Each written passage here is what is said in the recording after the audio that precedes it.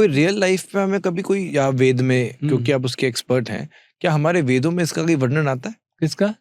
किसी भी तरह के एलियंस का, कि कोई ऐसे रियल इंसिडेंट हो जहां पर ऐसे पता चलता हो कि मे बी अगर एग्जैक्ट एलियन नहीं तो ऐसे कोई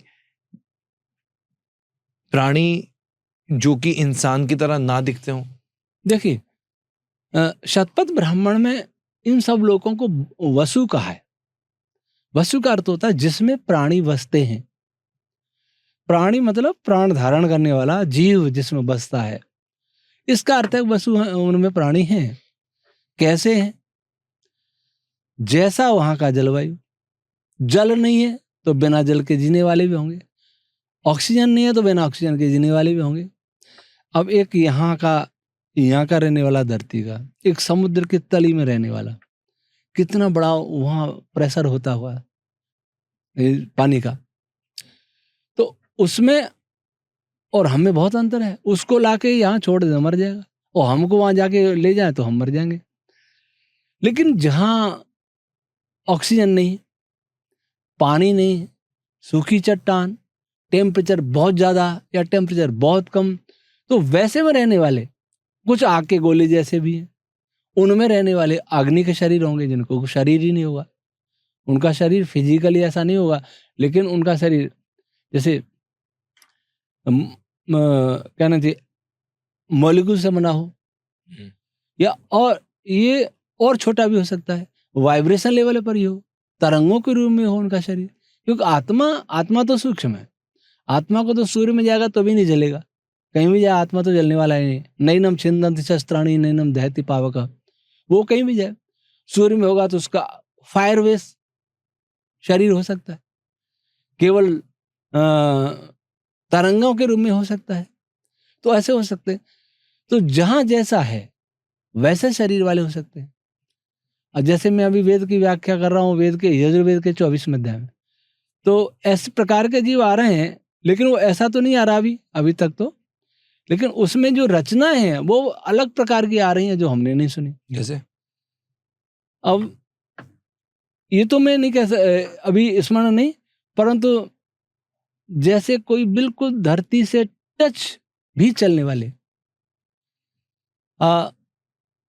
और अलग अलग प्रकार के रंग रूप वाले, रंग रूप तो यहाँ भी बहुत हैं, आप डिस्कवरी में देखें तो समुद्र के अंदर भी बहुत सारे रंग रूप वाले होते हैं।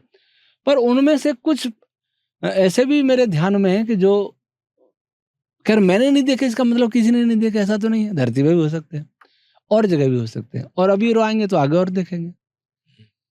मुख्य जो शरीर है हमारा 5 तत्वों से बना है, किसी का 4 तत्वों से बना हो सकता, पृथ्वी तत्व नहीं है, आयन तक रह जाता है।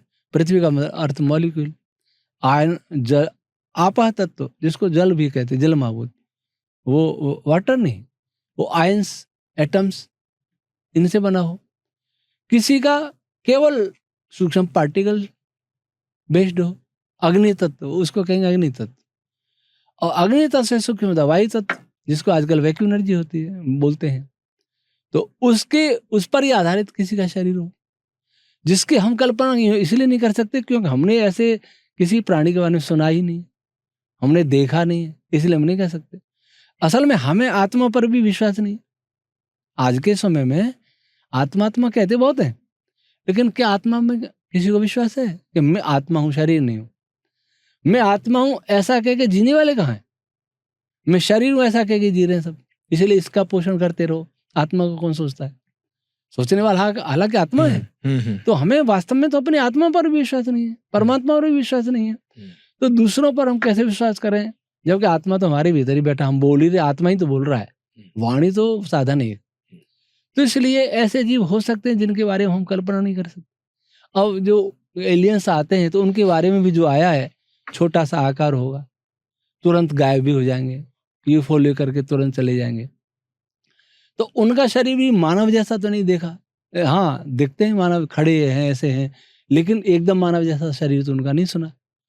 तो अब ये आए होंगे तो नजदीक से आए होंगे, ज्यादा दूर से तो आए नहीं होंगे। मंगल पे होते हो वहां से आ गए, चंद्रमा पे हो तो वहां से आ सकते हैं, और इससे दूर हो किसी और मान लो बृहस्पति है, शनि है, या दूसरा सौरमंडल है, वहाँ के पता नहीं कैसे हो सकते हैं, क्या कह सकते हैं।